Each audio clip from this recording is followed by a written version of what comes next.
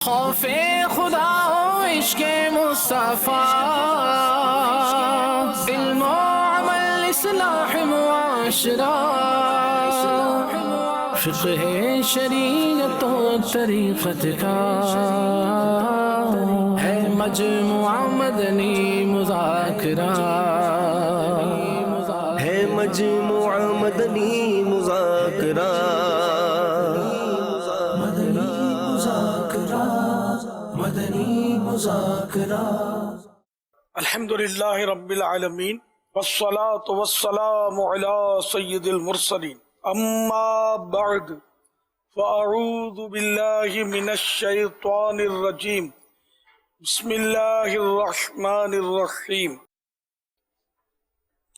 صلاة والسلام علیک یا رسول اللہ وعلی آلک واصحابک یا حبیب اللہ، صلاۃ والسلام علیک یا نبی اللہ وعلی آلک واصحابک یا نور اللہ۔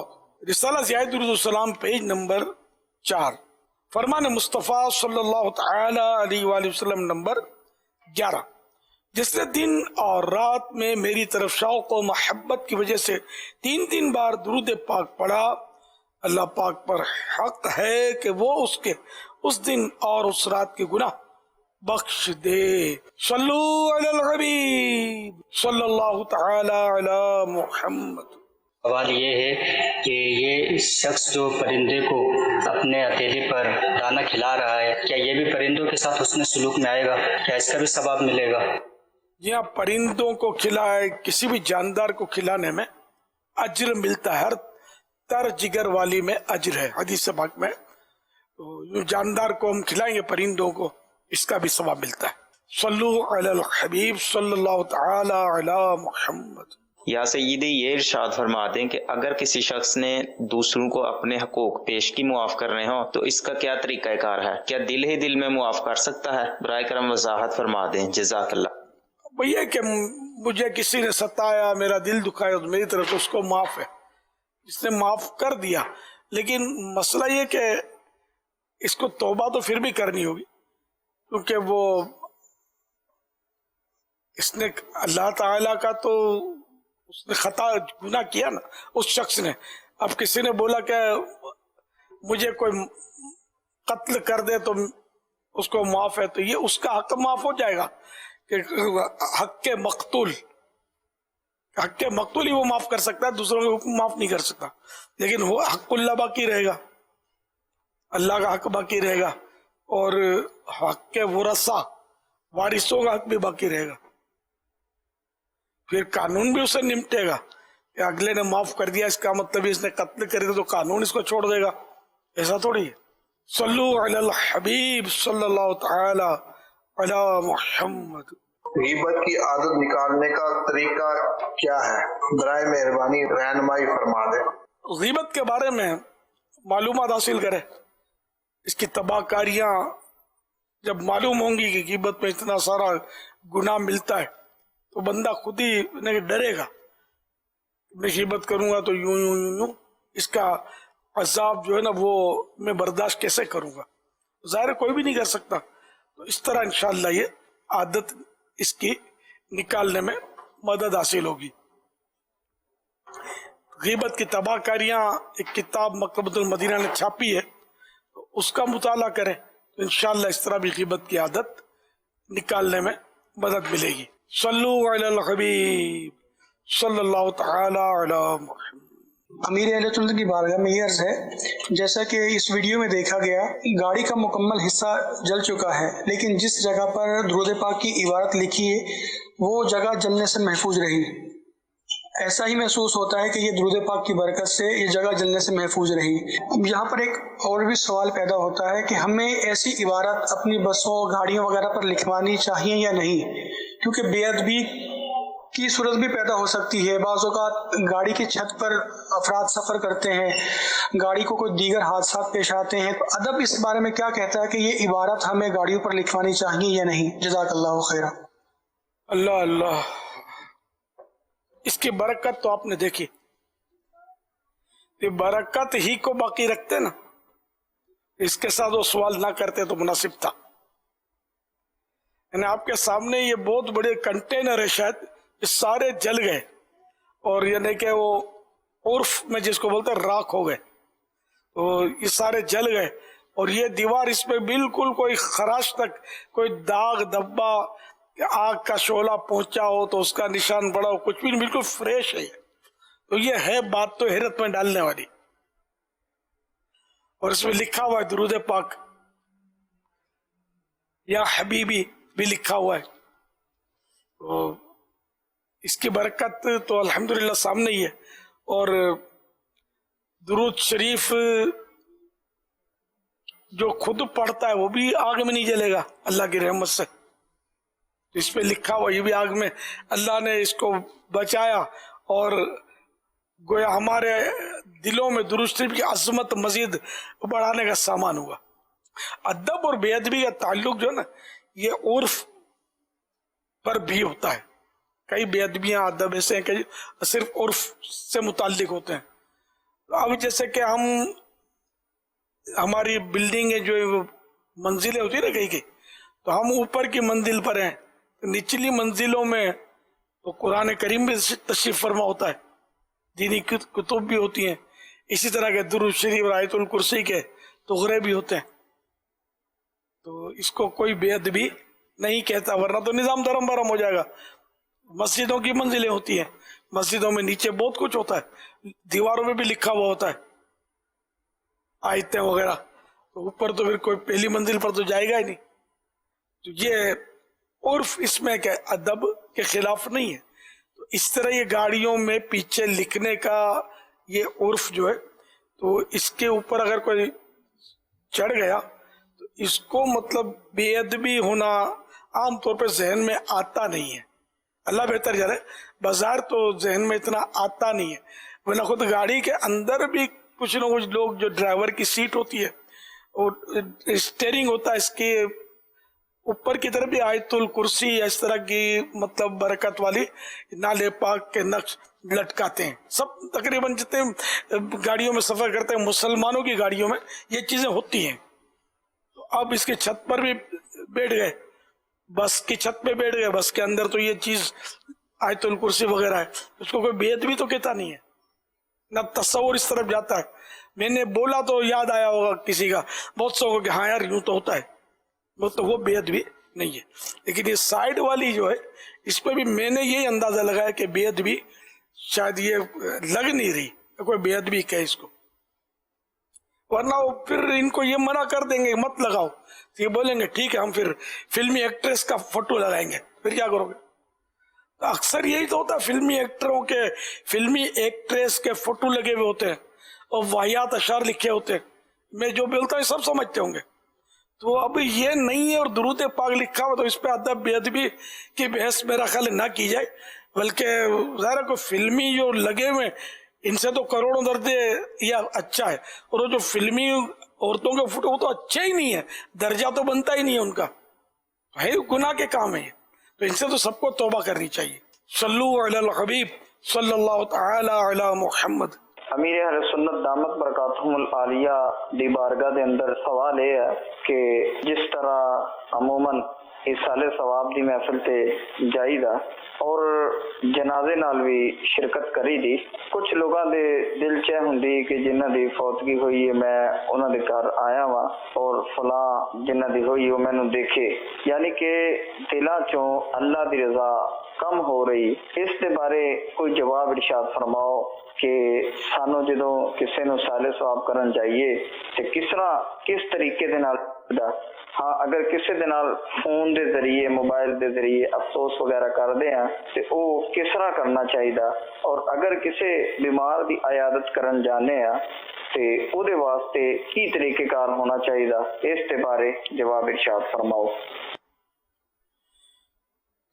جنازے کی نماز میں جائیں گے یا ہم عیادت کے لیے جائیں گے تو ظاہر لوگ دیکھیں گے کہ یہ آیا ہوا ہے، اور بعض صورتوں میں تو یہ دیکھنا مناسب ہوتا ہے، انما الاعمال بالنیات، کہ ایک تو یہ کہ لوگ میری واہ واہ کریں، تو عبادت میں یہ نیت کر ہونا کہ یا تو مجھے مال ملے گا یا میری واہ واہ ہوگی، بس لوگوں کے دلوں میں میرا احترام بیٹھے گا کہ بڑا نیک آدمی ہے. تو یہ تو ریا ہے. اگر یہ نیت ہے کہ اگر میں تعزیت کے لیے گیا اور کسی کو پتہ نہیں چلا تو لوگ مجھے برا بھلا کہیں گے کہ لو اتنا قریبی آدمی اس کا فوت ہو گیا، رشتہ دار، یہ آیا نہیں تعزیت کے لیے، جنازے میں بھی نظر نہیں آیا، تو لوگ گلاں کریں گے. تو ان کی گلوں سے، ان کی غیبتوں سے ان کو بچانے کے لیے اور اپنی عزت کو محفوظ کرنے کے لیے اگر وہ خود کو ڈکلیئر کرتا ہے اور ظاہر ہوتا ہے کہ میں آیا ہوں، تو یہ ایک اچھا کام ہے کہ اس نے گناہ کا دروازہ، بدگمانی کا دروازہ اس نے بند کیا. یہی عیادت میں کہ بھائی بہت اتنا قریبی آدمی، اب قریبی رشتہ دار اس کا بیمار ہوا، یہ ایسا بے مروت ہے کہ یہ اس کو پوچھنے تک نہیں گیا، دیکھنے تک نہیں گیا. خاندان والوں کو یہ ہوگا کہ یار اس کے تو بیچارے مریض کے تو اس پر احسانات تھے اور یہ ایسا مطلب ہے کہ یہ دیکھنے نہیں آیا ہمارے عزیز کو. حالانکہ دیکھنے آیا ہے لیکن چپ کے رات کے اندھیرے میں دیکھ کر کے کوئی مجھے نہ دیکھے، ریا سے بچوں گا میں، اور چلا گیا. تو اس میں یہ کہ یہ ریا سے بچنے کی کوشش کی وجہ سے کتنوں کو بدگمانیوں میں اس نے مبتلا کر دیا. تو اس لیے اس کو ایسے موقع پر تو سب کے سامنے ہی عیادت کرنی چاہیے. تو اس سے محبت بھی بڑھے گی آپس میں اور لوگوں کو بدگمانی اور غیبت کا بھی موقع نہیں ملے گا. تو جیسا موقع ویسا، انما الاعمال بالنیات، ہے نا، اعمال کا دار و مدار نیتوں پر ہے. کہیں چھپانا مفید ہوتا ہے، کہیں نہ چھپانا مفید ہوتا ہے، فائدہ مند ہوتا ہے، تو اس کے مطابق عمل کیا جائے. ورنہ تو مسجدوں میں نماز بھی پڑھتے ہیں سب، تو ایک دوسرے کے سامنے ہی تو پڑھ رہے ہوتے ہیں،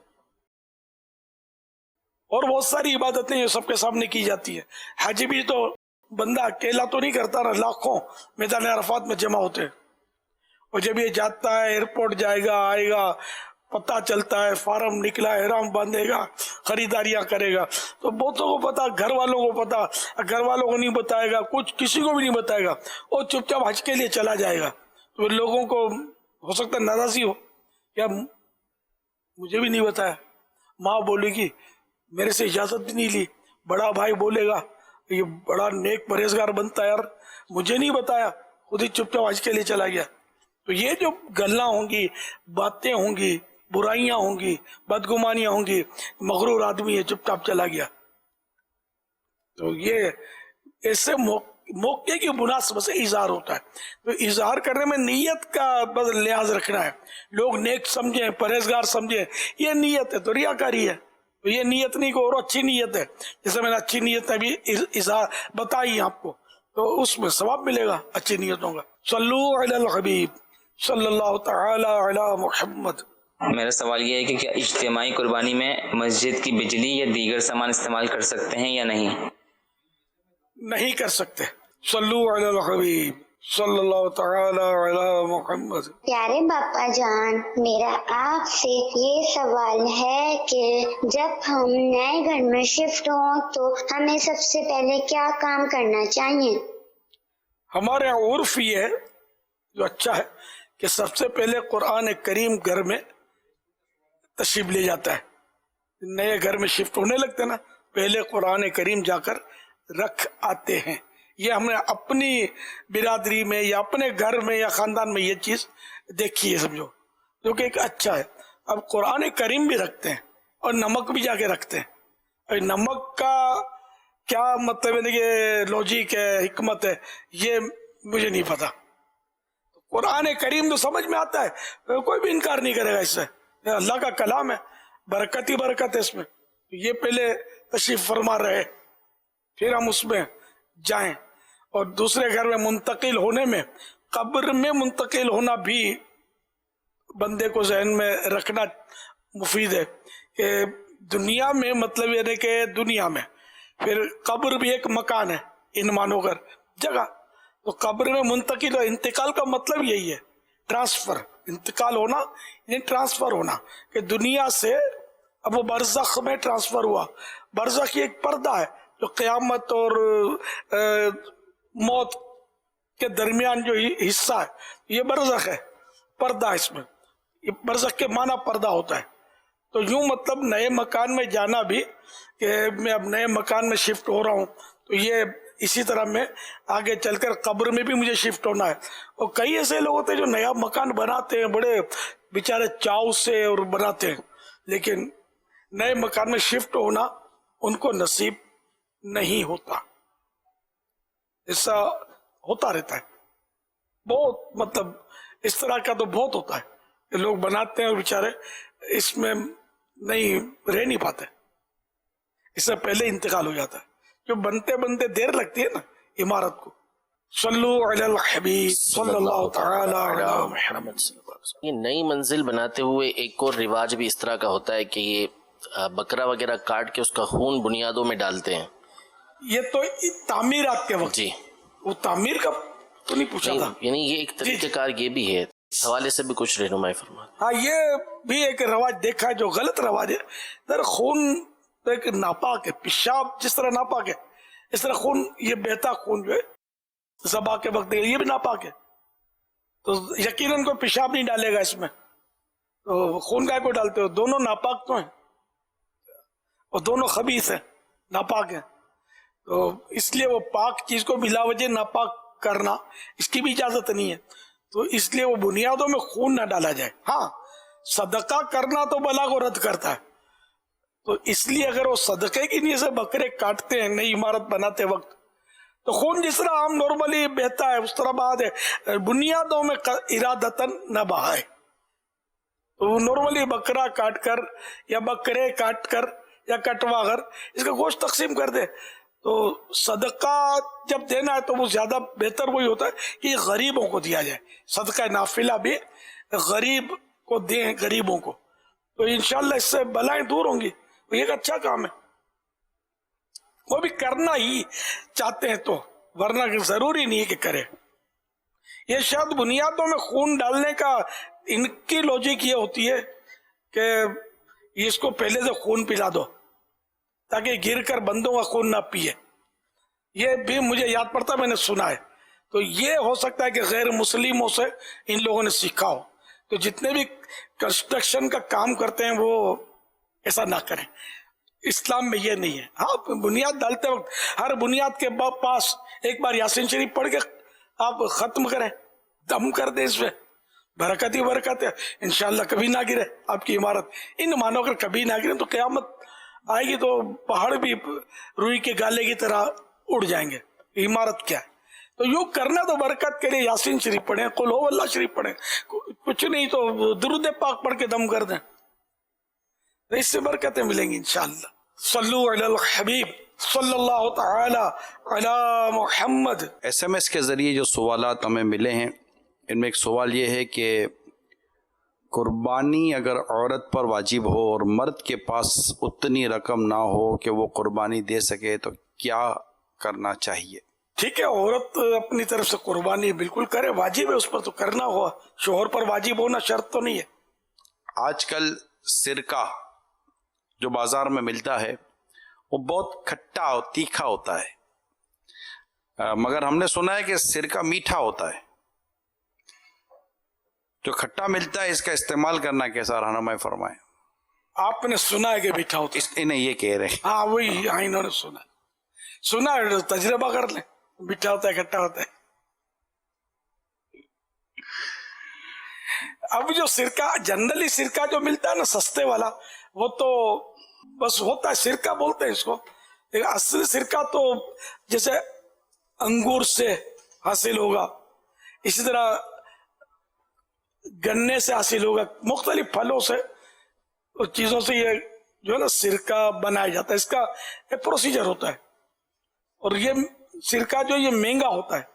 اصل سرکہ ہو سکتا ہے اچھی کمپنیاں جو ہوتی ہیں یہ بناتی ہوں گی تو وہ مہنگا بھی ہوتا ہوگا. تو مجھے تجربہ نہیں ہے کہ میٹھا ہوتا ہے, البتہ کھٹا ہوتا ہے, سمجھ میں یہی آتا ہے. جی, جس واش بیسن میں ہم وضو وغیرہ کرتے ہیں وہاں یعنی اسی واش بیسن میں کیا بچوں کے ناپاک کپڑے بھی دھوئے جا سکتے ہیں؟ اس تعلق سے کوئی احتیاط بھی ہو تو ارشاد فرمائیے گا. اصل وہ واش بیسن جو ہے نا یہ وضو کے لیے تو ہے ہی بھی نہیں. یہ تو ہم لوگ وضو بھی کرتے ہیں, جائز ہے وضو کرنا, تو اب اس میں کوئی کبھی غور نہیں کیا بے ادبی کی طرف ذہن؟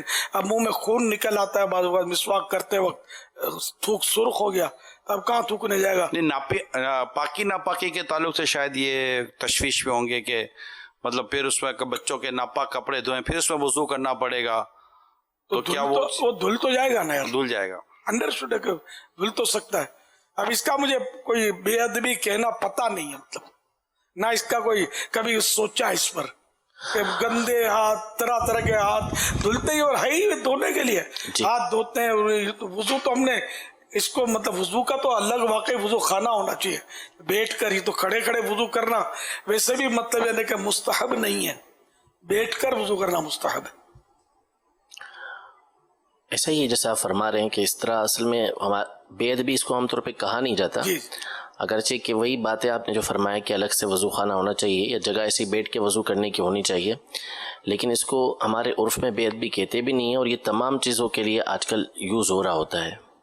اور بچوں کا کام، بچوں کو متاتے بھی ہیں شاید اس میں سب کچھ، تو کیا کریں؟ مطلب چھوٹا سا بچہ ہو تو WC پہ تو بیٹھ نہیں سکتا، نہ کموڈ پہ بیٹھ سکتا ہے، یہ پکڑ کے کر دیتے ہوں گے، پھر دھلاتے ہوں گے اس پہ۔ ایسا بچوں کو دھلایا تو جاتا ہے بیسن میں، متاتے نہیں، اس کا اب سنا نہیں ہے۔ اچھا چلو میرا دھیان رہی ہوگا۔ اچھا، دامت برکاتہم العالی، اس کا مطلب کیا ہے؟ یہ عالیہ، میں ضمن عرض کرتا مدہ ذلہ العالی، یہ مطلب دعائیہ کہنے کہ اللہ ان کی برکتیں ہم کو نصیب کرے، اور وہ ذل تو سائے کو بولتے ہیں، اللہ ان کا سایہ ہم پر تادیر قائم رکھے یا قائم رکھے۔ دامت برکاتہم العالیہ یعنی ان کی بلند برکتیں ہمیشہ رہیں، مدہ ذلہ العالی ان کا بلند سایہ ہمیشہ رکھا جائے یا عرصہ دراز تک رکھا جائے۔ اچھا، ہم پر ہے یہ مراد نہیں لیں گے اس سے؟ لفظی معنی بنے گا، مدہ کا مطلب ہوتا ہے کھینچنا، مطلب ہے کہ طویل کرنا، دراز کرنا، ایک عرصے تک رہنا، یعنی ان کا ذلو، ان کا سایہ ذلہ العالی، عالی بلند کو بولتے ہیں، بلند سایہ ان کا اس طرح رہے، ذلہ العالی، جی مدہ ذلہ العالی، جزاک اللہ خیر۔ اچھا، یہ ارشاد فرمائے کہ جو لوگ جہاز میں سفر کرتے ہیں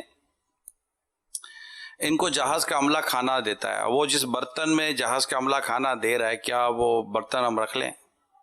وہ آپ مانگ تو ہے نہیں، یہ سوال کر رہے ہیں۔ برتن اس میں دو طرح کے ہوتے ہیں، ایک تو ڈسپوزل ہوتے ہیں، تو وہ تو رکھنے کی ضرورت ہی نہیں ہوتی، وہ کوئی رکھتے دیکھا بھی نہیں، وہ پھینک دیا جاتا ہے۔ اور دوسرے بعض برتن اس میں مکس ہوتے ہیں نا، بعض پلاسٹک کے ہوتے ہیں اور موٹے پلاسٹک ہوتے ہیں، وہ خود جو سمجھدار آدمی ہوتا ہے اس کو سمجھ پڑ جاتی ہے کہ کون سا یہ ڈسپوزل اور کون سا رکھنے کا ہے۔ تو اس لیے وہ جو رکھنے کے ہیں نا، ہوائی جہاز والے واپس اس کو لیں گے، دھلے گا، تو وہ تو اگر چھپا کے لے لے گا تو ذرا گناہ گار ہوگا، چوری ہوگی، اور چھپا کر ہی لے سکتا ہے، سامنے لے کر چلے گا تو وہ ہو سکتا ہے روسٹ لے لے واپس۔ تذبذب میں نا کئی دفعہ ایسا وہ پوچھتے ہیں، جہاز میں چند بار سفر ہوا نا، تو کہ یہ ہم رکھ سکتے ہیں یعنی مسئلہ پوچھتے ہیں۔ یہ حج کے اس میں ہوتا ہوگا، حاجی بیچارے پہلی بار ہوائی جہاز میں بیٹھے ہوتے ہیں تو ان کے اپنے انداز ہوتے ہیں۔ تو اب اس میں یہ کہ جیسے آپ نے فرمایا نا، بعض ڈسپوزیبل ہوتے ہیں، اس کے علاوہ جو دوسرے ہوتے ہیں نا، اس میں وہ پریشانی ہو رہی ہوتی ہے کہ یہ جو ہے نا وہ پھینکنے کے، واپس دینے کے، تو اس میں عافیت کیا ہے، یہ ارشاد فرما دیں۔ اس میں وہ اسٹیل کی چھریاں، اسٹیل کے کانٹے بھی پہلے تو ہوتے تھے، اب زیادہ تر ڈسپوزل دے رہے ہیں، تو ظاہر ہے کہ یہ چمچ ہوتے ہیں اسٹیل کے، یہ تو سمجھ میں آنے والی بات ہے کہ یہ پھینکے تھوڑی جاتے ہیں۔ ہاں تو کچھ بھی ہے، بہرحال ہر چیز ہے نا کہ وہ جو بچ گیا نا برتن، وہ اسی میں رہنے دینا چاہیے، کہ ان کو جو رکھنا ہو رکھیں، جو پھینکنا ہو پھینکیں۔ تو اٹھا کے لے بھی آتے ہوں گے۔ صلو علی الحبیب صلی اللہ تعالی علی محمد۔ مجھے لیفٹ ہاتھ کی چھوٹی انگلی کے برابر میں اضافی چھوٹی انگلی ہوئی ہے، 25 سال تک میرے والدین نے اس کو نعمت سمجھا، کٹوایا نہیں، اب کوئی دیکھتا ہے تو کاٹنے کا مشورہ دیتا ہے، تو اسے کاٹنا کیسا؟ اب یہ چونکہ اضافی ہے اور اس سے ہاتھ میں بدنما ہو رہا ہے، تو اس کو کاٹنا یعنی کہ آپریشن خود نہ کاٹے، شرعن جائز تو ہو جائے گا، اس کا آپریشن کر کے نکال دے، اس کو دفن کر دے. یہ مشورہ نہیں ہے، یہ میں نے مسئلہ بتایا ہے کہ نہیں بولے وہ الیاس نے مشورہ دیا، کاٹا، سیپٹک ہو گیا، ہاتھ پک گیا، تو اب بولتے ہیں ڈاکٹر کے ہاتھ کاٹ دو. ایسا نہیں، کیونکہ وہ مجھے ایک پرانا واقعہ یاد آیا کہ ایک نیا کوئی نوجوان آیا تھا، وہ گلزار حبیب میں جب ہم نے اجتماع شروع کیا تب کی بات ہے، دعوت اسلامی کی، تو اس نے وہ ٹیٹو بنوایا ہوگا ہاتھ پر. تو اب اس نے مسئلہ سنا ہوگا، کسی نے بتایا ہوگا اس کو کہ تو جائز نہیں ہے. اب اس نے جوش میں آ کر، وہ جراح پہلے ہوتے تھے جو یوں مطلب دکانیں کھول کر مرم پٹی کیا کرتے تھے، خدا جانے اب ہوتے کہ نہیں ہوتے. تو کسی جراح کے پاس چلا گیا کہ یہ اس کو نکالنا ہے، اور جراح نے جراحت کی اپنے حساب سے، اور اس کو ہو گیا سیپٹک، ہاتھ اس کا پک گیا اور وہ ہو گیا آزمائش میں. ہاسپٹل میں دیکھنے گیا تھا اس کو، تو میں نے کہا اس سے، میں نے کہا میں بتا دوں کہ نہیں. وہ بولا ہے مدنی چینل پر فلان ہے کہ انگلی کٹوا سکتے ہیں، تو یہ خود ہی کاٹ دے. گھر کے کسی فرد کو بولے کہ زور سے کھینچ اور مار بلیڈ، اور پھر کچھ کا کچھ ہو جائے. تو ڈاکٹر کے ذریعے جو سرجن ہوتے ہیں نا ماہر اس کے، ان کے مشورے سے کٹوائے. ہو سکتا ہے اس میں کوئی ایسا میڈیکل پرابلم ہوتا ہو کہ اب یہ نہیں کٹ سکتی، یہ تو اتنی عمر تک کٹتی ہے بالفرض، ایسے بھی ہوتے ہیں معاملات. تو جو بھی اس طرح کے کام ہے نا، یہ ڈاکٹروں کے مشورے سے ہی کرنے چاہیے. اور سرجری کروانی، آپریشن، تو جو سمجھدار لوگ ہیں بولتے ہیں کہ کم از کم 2 سرجنوں کا مشورہ کر کے کرنا چاہیے. ایک سرجن کے کہنے پر آپریشن نہ کروایا جائے، دوسرا سرجن ہو سکتا ہے کہ کوئی اور راستہ نکال دے. اور یہ ہوتا ہے کہ کوئی سرجن بولتا ہے آپریشن کرواؤ، دوسرا بولتا ہے نہیں نہیں یہ میڈیسن کے ذریعے ہم اس کو صحیح کر دیں گے آپ کو. فزیشین جو ہوتا ہے وہ تو اس کے بعد چھری ہوتی نہیں ہے نا، وہ دواؤں کے ذریعے ہی علاج کرتا ہے. تو اس طرح آپریشن ٹل جاتا ہے. جیسے وہ مسے ہو جاتے ہیں تو گھوڑے کا بال باندھتے ہیں، بال کے گھیرے لگا دیتے ہیں، پھر آہستہ آہستہ وہ کٹ جاتا ہے. تو اس کے ہوتے ہیں. ایک بار مسے مجھے ہو گئے تھے، میرا لڑک پن تھا، بعض مسے وہ منہ پہ نہیں ہو گئے تھے. اب آزمائش،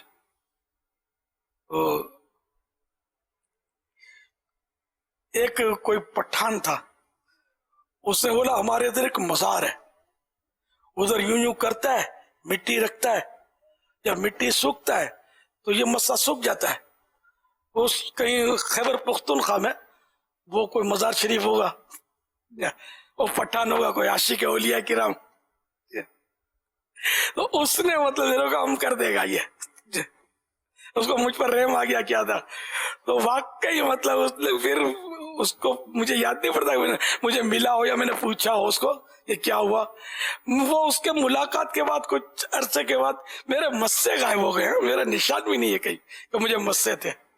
حالانکہ مسے کا علاج نہیں ہوتا عام طور پہ، وہ گھوڑے کے بال باندھتا تھا تو کٹ جاتا تھا، پھر ہو جاتا تھا. اب 1 تھا، 2 تھے، 4 تھے، میں سب بھول گیا ہوں. میرے وہ لڑک پن کا واقعہ یاد آ گیا مجھے، کس جگہ پر تھا یہ بھی بھول گیا ہوں. ہاتھ پر تھا، منہ پر تھا، گال میں تھا، کہاں تھا، یہ یاد ہے مجھے. مسا یا مسے تھے ضرور، جس سے میں تنگ آ گیا تھا کہ ابھی اس کا کروں کیا. الحمدللہ اس کا علاج یوں ایک مزار شریف کی برکت سے، اولیاء کرام کی تو کیا کیا برکت ہے. ہو سکتا ہے کوئی ایسا وہی مزار شریف اب کہاں ہوگا مجھے کچھ بھی نہیں پتا، کہ وہاں جا کر کوئی مٹی رکھے اور یہ انگلی جو خود ہی جھڑ جائے، زائد جو ہے بغیر آپریشن کے تکلیف بھی نہ ہو، پتہ بھی نہ چلے. صلو علی الحبیب صلی اللہ تعالی علی محمد. فیس بک پیج پر یہ سوال ہے، عبد المبین سوال کریں کہ کیا نماز کے دوران ہنسی آنے سے نماز اور وضو ٹوٹ جاتے ہیں؟ اگر نماز میں مسکرایا، دانت نکلے یوں کیا نا، تو نہ نماز ٹوٹے نہ وضو ٹوٹے. اگر ہنسی اتنی آواز سے نکلی کہ خود کان سے سن لے، بھلے آواز نہیں آئی کہ راحت ہو رہی ہے یا ادھر ماحول ایسا ہے شور والا، لیکن اگر یہ کچھ نہ ہوتا تو آواز آ جاتی کان میں، اتنا ہنسا، تو اس کو ہنسنا بولتے ہیں، ضحک. تو یہ نماز ٹوٹ جائے گی. اور اگر کہا مارا نے اتنی زور سے ایسا کہ کوئی ہوتا تو وہ بھی سن لیتا جیسے کرتے ہیں, تو اس سے بالغ کی نماز تو ٹوٹی, وضو بھی ٹوٹ گیا. لیکن اگر جنازے میں اس طرح کہا مار کے ہنسا تو نماز ٹوٹے گی, وضو نہیں ٹوٹے گا. صلو علی الحبیب صلی اللہ تعالی علی محمد. گاہک آیا جو اپنا بھی کچھ سامان لے کے آیا اور کچھ اس نے خریدا بھی, تو اپنا سامان بھی اگر جیسا کہ بھول جاتا ہے یا جو خریدا وہ بھول جاتا ہے, تو اس کے بارے میں کیا حکم ہوگا؟ کتنے سال تک یا کتنی دیر تک اس کو سنبھالنا پڑے گا؟ مزید جیسے کہ کوئی گاہک ہمیں کسی چیز کا 100 یا 200 ایڈوانس دے کے جاتا ہے اور وہ بھی سال 2 سال تک نہیں آتا, تو اس چیز کے بارے میں کیا حکم ہوگا؟ جو سامان گاہک بھول گیا تو اس کا بھی بس وہی تشہیر کرنی ہوگی, اعلان کرنا ہوگا, دکان پہ لکھ کر لگا دیں, چوراہے پہ لکھ کر لگا دیں. اگر ممکن ہو کہ بھئی یہ فلاں محلے سے آیا ہے تو اس محلے میں اعلان کروا دیا, اس گاؤں میں آیا تو اس گاؤں میں اس کی معلومات کی جائے. تو اس طرح کہ اس کو ڈھونڈے, تشہیر کرے اس کی جس طرح اس کے لیے ممکن ہو. اور اب جب یہ یقین ہو جائے, ظن غالب آ جائے کہ اب یہ اپنا سامان ڈھونڈتا نہیں ہوگا, تو اب پھر یہ کہ یہ لقطے کا جو ہے حکم کہ خود فقیر شرعی ہے تو خود رکھ لے, یا کسی شریف فقیر کو دے دے, یا پھر یہ کہ کسی چندے میں مسجد کے یا مسجد کے چندے میں, مدرسے کے چندے میں دے دے. اور جو ایڈوانس چھوڑ کر گیا ہے, اب اس کا مسئلہ تو مفتی صاحب بتائیں گے. یہ تو سنبھالنا ہوگا, یہ بیانہ لے لیتے ہیں, یعنی یہ تو امانت کی صورت بنے گی, اس کو تو سنبھال کر ہی رکھنا ہوگا. یہ لقطہ تو ہے نہیں, جی بیانہ ہے. یہ بیانہ ہڑپ نہیں کر سکتے. یہ ہمارے یہاں اس کا عرف ہے جو ناجائز عرف ہے کہ وہ اتنے دن میں آ گیا یا مال نہیں لیا تو یہ تمہارا گیا, ویسے ضبط لیتے اسی لیے, ہاں ضبط, تو یہ جائز نہیں ہے. بیانہ عام طور پہ جو پراپرٹی وغیرہ خریدتے ہیں اس میں اس طرح کا طے کرتے ہیں کہ اگر اس نے سودا کینسل کر دیا, یعنی اگر گاہک نے کینسل کر دیا تو اس صورت میں پھر وہ اس کا بیانہ ضبط کر لیتے ہیں, اور دینے والے نے, جو بیچنے والا ہے, وہ اگر کینسل کرے گا تو وہ دگنا دیتا ہے. یہ دونوں ناجائز ہیں.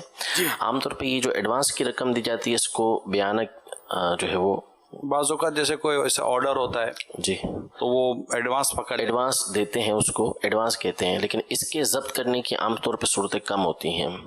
اس میں یہ ہوتا ہے کہ آرڈر کینسل ہو جاتا ہے نا, تو وہ کہتے ہیں یار مجھے نہیں کرنا یہ, یا مجھے نہیں بنوانا یہ, تو پھر وہ کہتے ہیں کہ یار پھر ٹھیک ہے, ہم آپ کو پیسے واپس بھی نہیں کر سکتے. اس کے پیسے واپس نہ کرنے کی ایک وجہ وہ بیان کرتے ہیں. یہ طے ہوتا ہے ان کا کہ جیسے اتنی مٹھائی بنوائی, اتنے کیک بنوائے, اتنی نان خطائی بنوائی, اور اب وہ بولا کہ فلاں تاریخ کو یہ میں لے جاؤں گا کر, اور وہ دے دیے 200 روپے. اب وہ بول دیا کہ نہیں مجھے نہیں چاہیے, وہ بیچارہ بنا چکا ہے.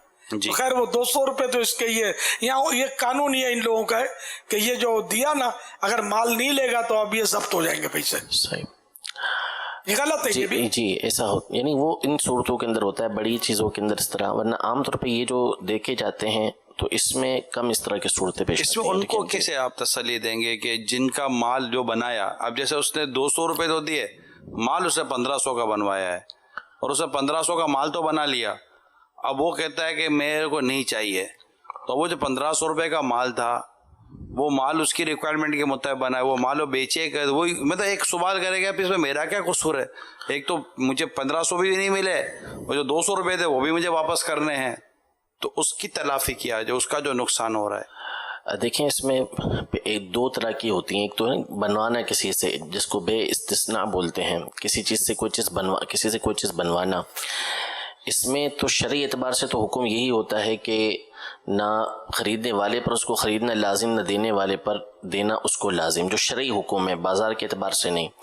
لیکن اگر اس نے دے دیا, دکھا دیا کہ بھئی میں نے بنا دیا ہے, تو پھر لینا اس کے اوپر یہ ضروری ہو جاتا ہے شرعی اعتبار سے. دوسرا یہ جو ہمارے یہاں خرید و فروخت عام طور پہ ہوتی ہے کہ فلاں چیز خرید لی، اس سے پیسے پہلے دے دیے اور اتنے عرصے کے بعد وہ چیز اس کو دے دے گا، تو یہ اب اس کو اختیار ہوتا ہے کہ یا تو سودا ختم نہ کرے، اس کو بولے بس سودا پورا کرو، یا پھر جو ہے وہ سودا ختم کرنا ہے تو رقم تو اسے واپس کرنا ہوگی نہ، جو چیز وہ دے نہیں رہا اس کے بغیر پیسے وہ کیسے لے گا؟ یعنی ایک چیز دے گا تو اس کے بدلے پیسے لے گا، اگرچہ کہ وہ سامنے والا غلط کر رہا ہے کہ بغیر کسی عذر شرعی کے، بغیر کسی مجبوری کے وہ اس سے وہ چیز نہیں لے رہا، تو یہ اس کی غلطی ہے، لیکن بغیر کوئی چیز دیے تو وہ پیسے اس کے نہیں لے سکتا، کوئی چیز دے گا تو اس کے بدلے پیسے لے گا، ورنہ چیز بھی نہ دی، پیسے بھی اپنے پاس رکھ لیے تو یہ ظلم ہو جائے گا۔ سوال یہ آیا ہے، ہم کسی دکان پر سامان لینے گئے، اس سامان کے پیسے دیے اور اس دکاندار نے پیسے کاٹ کر ہم کو واپس کر دیے،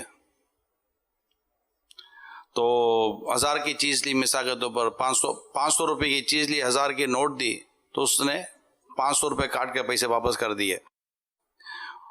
اچھا، اس سے پیسے جو واپس کیے تو ہمارے خیال سے وہ پیسے زیادہ لگ رہے تھے جو اس سے واپس کیے، مگر ہم دکان سے چلے گئے جبکہ ہم نے اس دکان والے کو تو پیسے پورے دیے تھے۔ اب اگر اس نے پیسے کم کاٹے تو اس میں ہمارا کیا قصور ہے؟ 500 روپے 600 واپس دے دیے، ہاں، بول میں تو اس میں ہمارا کیا قصور؟ ہم نے اس کو پورے دے دے کہ وہ 500 ہی کاٹ کے واپس دیتا، اسے 600 روپے کیوں دیا ہم لوگوں کو؟ تو ابھی ہم تو گھر پہ جا کے گئے تو دیکھا تو 600 روپے واپس کیے، تو جو 100 روپے زیادہ واپس کیے تھے تو ہمارا کیا قصور ہے؟ آپ کی جیب سے 1000 کا نوٹ گر گیا اور کسی نے لپک کے اٹھا لیا، اس کا کیا قصور ہے؟ آپ کی جیب سے گرا کائے کو؟ کائے کو لڑائی کرتے ہو کہ میرا ہے میرا ہے میرا ہے؟ یہی جواب اس کا ہے، واپس دینا تو پڑے گا ہی، جا کے واپس کر دیجیے گا۔ ہاں، صلو علی الحبیب صلی اللہ تعالی علی محمد۔ میرا امیر اہل سنت سے ایک سوال ہے کہ اکثر میرے ہاں دکان میں ایسا ہوتا ہے کہ کسٹمر سوٹ لے کے جاتی ہیں اور میں ان سے کہتا ہوں کہ آپ یہ پورا اس کو اچھے طریقے سے چیک کر لیجئے اور اس کے بعد واپس یہاں تبدیل نہیں ہوگا، لیکن اگلے ہی دن ایسا ہوتا ہے کہ میں یہ لے کے گئی تھی اور ان کے ابو کو پسند نہیں آیا، ان کی پھپھو کو پسند نہیں آیا، تو آپ اس کو واپس کر لیں۔ تو کیا لوگوں کو اس طرح کرنا چاہیے؟ اور ہماری بھی رہنمائی فرما دیجئے۔ لوگوں کو ایسا کرنا تو نہیں چاہیے، اور اگر ایسا کوئی آ گیا واپس تو اگر آپ واپس کر لیتے ہیں اتنی ہی رقم میں اس کو دے دیتے ہیں تو یہ آپ کا احسان ہوگا اور آپ کو ثواب ملے گا، ورنہ جو سودا ہو چکا اور بالکل دونوں طرف سے کوئی اس میں ایسی ترکیب نہیں ہے واپس لینے کی، نہ اس مال میں کوئی خامی ہے، تو آپ نہیں بھی لیں گے تو آپ گناہگار نہیں ہیں۔ صلو علی الحبیب صلی اللہ تعالی علی محمد۔ امیر سنت کی بارگاہ میں سوال ہے کہ ایسا کوئی وظیفہ بتا دیں کہ ہماری کوئی بھی نماز نہ چھوٹے اور ہم حقیقی نمازی بن جائیں۔ کوئی ایسا وظیفہ بھی پوچھ لیتا کہ میں دن میں 5 ٹائم کھاتا ہوں، کوئی ایسا وظیفہ بتا دو کہ یہ 5 ٹائم کھانا چھوٹ جائے اور سنت جو ہے نا دن میں 1 بار کھانا، میں اس پر آ جاؤں۔ آج تک کسی نے نہیں پوچھا۔ نماز فرض ہے، 5 ٹائم یا 3 ٹائم کھانا فرض نہیں ہے، چائے پینا بھی فرض نہیں ہے۔ بہرحال یہ کہ کیسا دور آ گیا ہے، فرض نماز کے لیے ہمارا دل نہیں لگتا۔ بہرحال یہ کہ نماز تو فرض ہے، اس کا وظیفہ احساس، اصل وظیفہ احساس ہے کہ میرے رب کی طرف سے مجھے اس کا حکم ہے اور میں نے پڑھنا ہی پڑھنا ہے، اور اینی ہاؤ پڑھنا ہے، نہیں پڑھوں گا تو اس کے عذابات ہیں جو میں برداشت یقیناً نہیں کر سکوں گا۔ تو اللہ کا فرض سمجھ اس کو ادا کرے اور اس کی فضیلت پر، اس کے ثوابات پر اور رب کی رحمت پر نظر رکھے۔ یہ تو اصل وظیفہ تو اس کا یہ ہے۔ البتہ یہ کہ عبادت میں دل نہیں لگتا تو رات سوتے وقت سینے پر ہاتھ رکھ کر 7 مرتبہ یا محشی میم ہا صاد یا محشی، یہ 7 بار پڑھنا ہے، اول آخر ایک بار درود پاک۔ یہ روزانہ پڑھتے رہیں، اللہ کرے گا عبادت میں دل لگے گا انشاءاللہ۔ وہ فیضان نماز ایک کتاب شائع کی ہے مکتبۃ المدینہ نے، انشاءاللہ اس کو پڑھیں گے، اللہ کرے گا تو نماز میں دل لگ جائے گا۔ دعوت اسلامی کے مدنی قافلوں میں سفر کریں، انشاءاللہ دل لگ جائے گا۔ مدنی انعامات کا رسالہ لیں، روزانہ اپنا محاسبہ کریں، غور و فکر کر کے اس کا کھانے پور کریں. ہر اسلامی مہینے کی پہلی تاریخ اپنے یہاں کے دعوت اسلامی کے ذمہ دار کو جمع کروائیں. انشاءاللہ تقوی کا خزانہ آتا آئے گا اور عشق رسول کا جام بھر بھر کے پینے کو ملیں گے، اور انشاءاللہ نمازوں میں بھی دل لگ ہی جائے گا انشاءاللہ. تو دعوت اسلامی کے مدنی ماحول میں رہیں گے نا، عاشقان رسول کی صحبت میں رہیں گے تو انشاءاللہ نماز میں دل لگے گا. اور اگر گندی صحبتوں میں رہیں گے، بظاہر وہ ستھری ہوتی ہے، کپڑے بھی ستھرے ہوتے ہیں، دل گندا ہوتا ہے، نماز نہیں پڑھتے، گالیاں بک رہے ہوتے ہیں، فلمی گانے بول رہے ہوتے ہیں، اور جو کچھ بد نگاہیاں بہت کچھ دندے کر رہے ہوتے ہیں. ایسوں کی صحبت میں رہیں گے تو نماز کا کہاں دل لگے گا، بہت سارے گناہ مزید ہوتے رہیں گے. ایسوں کی صحبت میں بالکل اٹھنا بیٹھنا یہ نہیں ہے. صحبت صالح ترا صالح کنت، صحبت طالح ترا طالح کنت، یعنی اچھے کی صحبت تجھے اچھا بنا دے گی اور برے کی صحبت تجھے برا بنا دے گی. صلو علی الحبیب صلی اللہ تعالی علیہ. فیس بک پیج پر سفیان اتاری سوال کر رہے ہیں، اللہ اس سے پہلے ایمان پہ موت دے دے، نقصان میرے سبب سے ہو سنت نبی کا. اس شعر میں آمین کس مقام پر کہنا چاہیے؟ اللہ اس سے پہلے ایمان پہ موت دے دے، نقصان میرے سبب سے ہو سنت نبی کا. دعا پوری تو اسی وقت ہوگی نا جب یہ شعر ختم ہوا، تو اس وقت آمین کہہ دے. میری ذات سے دین کو نقصان پہنچے اس سے پہلے اللہ مجھے ایمان پر دنیا سے اٹھا لے تاکہ میں دین کو نقصان نہ پہنچے. اس کا اندازہ لگانا کہ میں جو یہ کر رہا ہوں اس سے دین کو نقصان پہنچ رہا ہے، کیونکہ عموماً کہتے میں تو بچا رہا ہوں، دو ہاتھ سے کلاڑے مار رہے ہوتے ہیں بنیادوں پر، اور یہ خود فریبی میں مبتلا ہوتے ہیں کہ ہم مطلب دین کا فائدہ پہنچا رہے، دین کو فائدہ پہنچا رہے. واقعی یہ اتنا شعور نہیں ہوتا، ان کو سمجھ نہیں ہوتی. ان کو یہ شیطان غلط فہمی بٹھا دیتا ہے کہ تم صحیح کر رہے ہو، دین کا کام اسی طرح ہوتا ہے.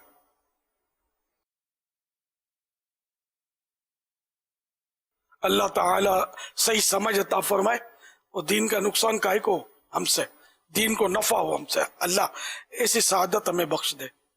عبد الرحمن سوال کر رہے ہیں کہ کیا نماز کی حالت میں کاؤنٹر تسبیح پہن سکتے ہیں؟ پڑھنے کے لیے ویسے ہی، ویسی جیسے بھول میں رہ گئی، جی جیسے بھول میں رہ گئی،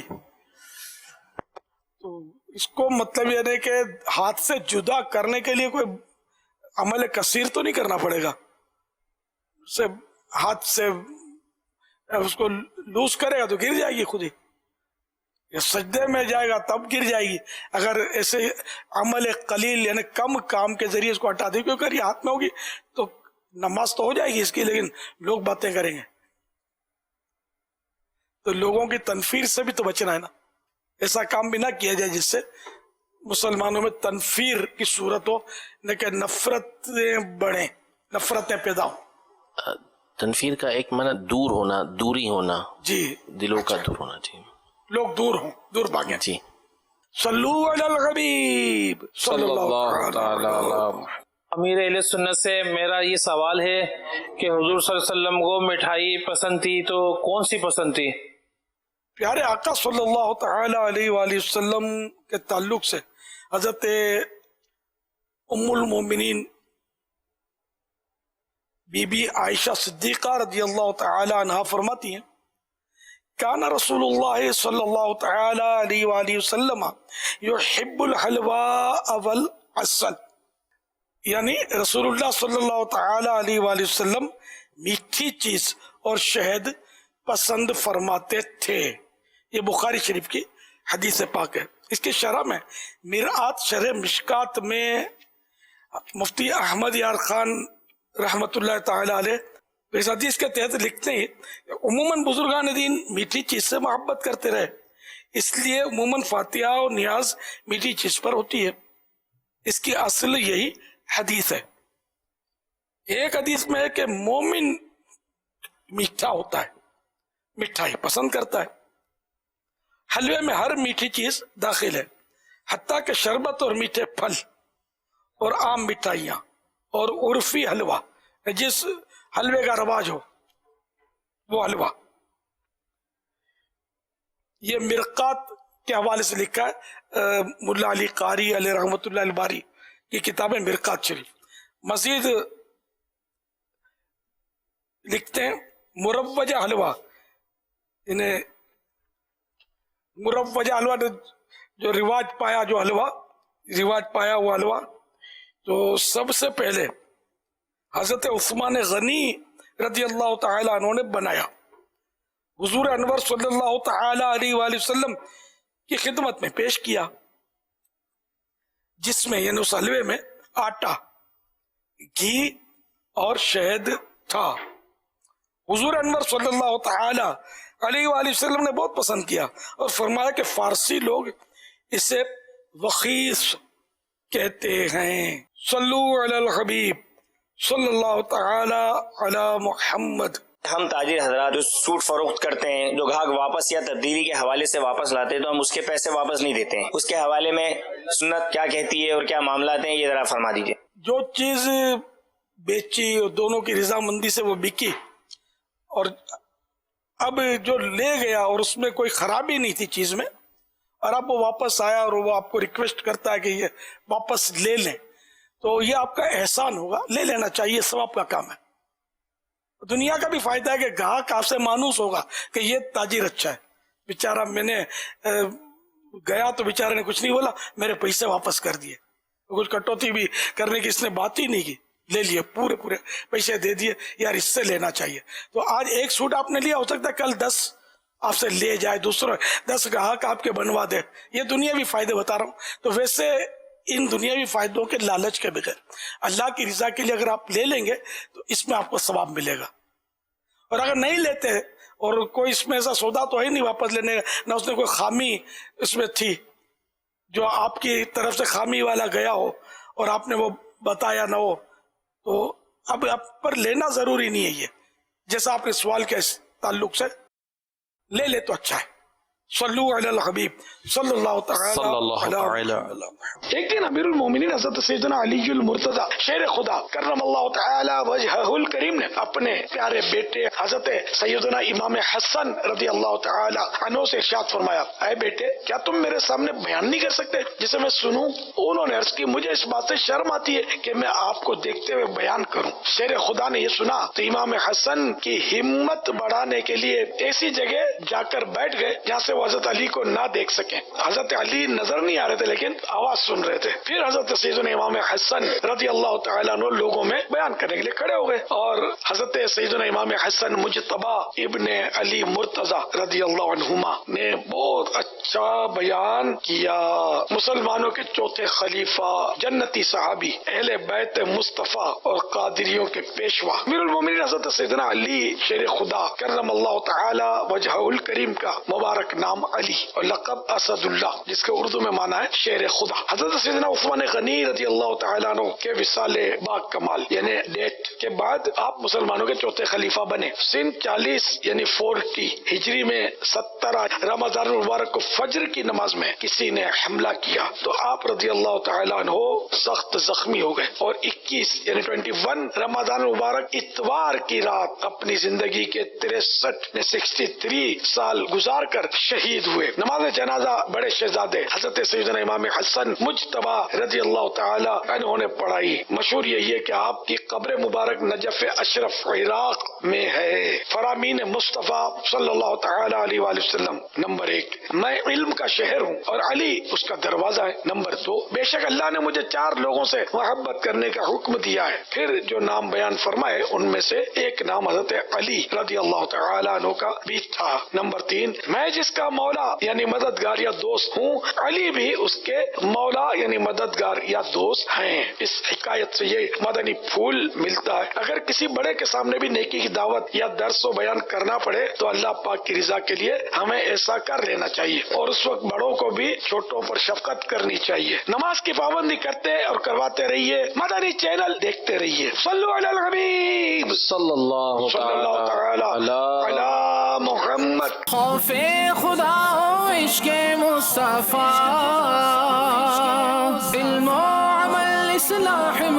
معاشرہ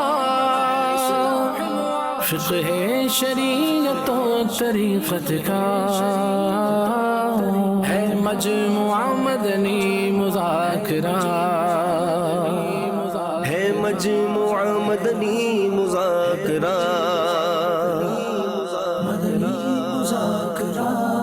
مدنی مذاکرہ